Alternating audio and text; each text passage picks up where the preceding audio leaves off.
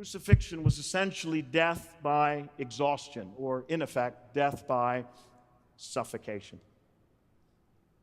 Lane writes, "Death by crucifixion was one of the cruelest and most degrading forms of punishment ever conceived by human perversity, even in the eyes of the pagan world." Even in the eyes of the pagan world.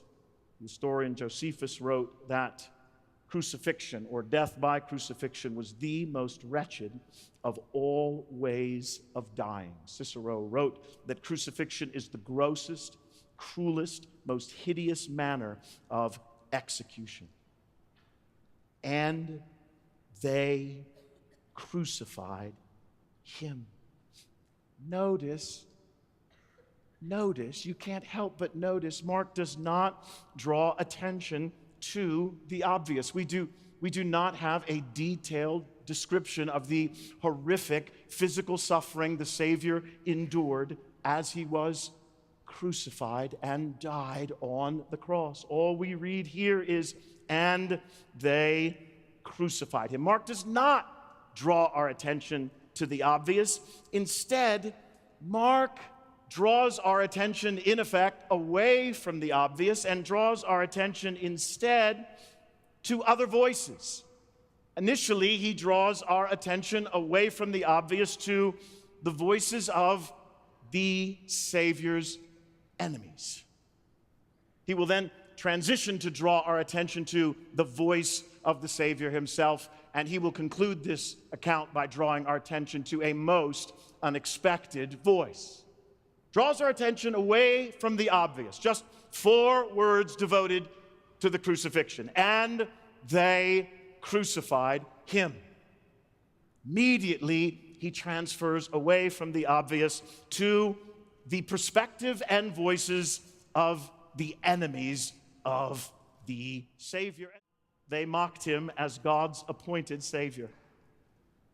They mocked him, they ridiculed him in verses 31 and 32 as God's appointed Savior. So also the chief priests with the scribes mocked him to one another, saying, "He saved others, he cannot save himself. Let the Christ, the King of Israel, come down now from the cross, that we may see and believe." If you are God's appointed Savior, if you are the appointed Messiah, come down. Prove you are the Messiah. Save yourself. These words of ridicule, these scornful words, actually revealed a profound truth. You see, if he was to save others, he could not save himself from suffering divine punishment for sin.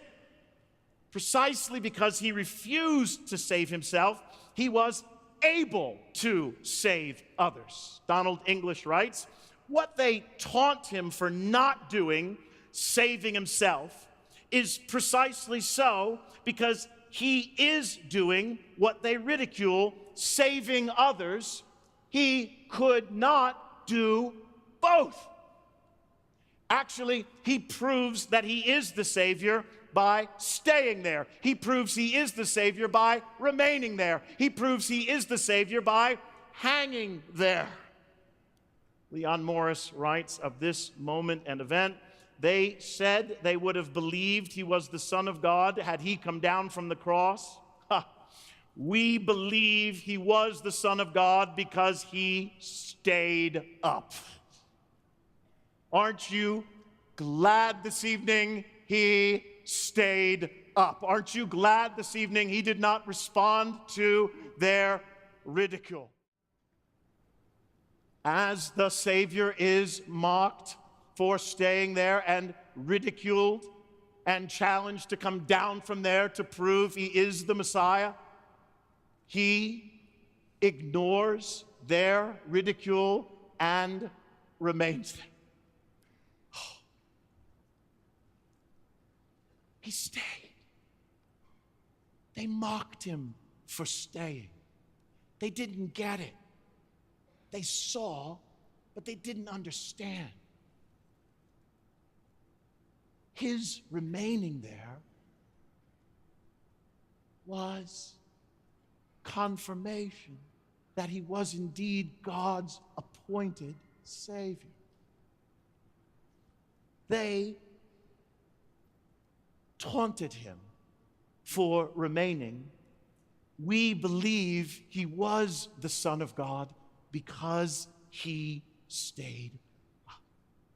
Oh, I am so grateful this evening that he stayed. Aren't you glad he stayed? Aren't you glad this evening that he did not come down? What amazing grace. They were right. They were right. In order to save others, he could not save himself. And that, in effect, is the heart of the gospel. And the heart of the gospel is revealed through the mocking of his enemies. Then Mark transitions to the voice of the Savior. In verse 33, the voices of his enemies all subside.